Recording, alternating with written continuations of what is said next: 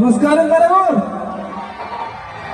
ഇത്രയും ജനം ഉള്ള ഒരു പരിപാടി ആദ്യമായിട്ടാണ് ഞാൻ കാണുന്നത്.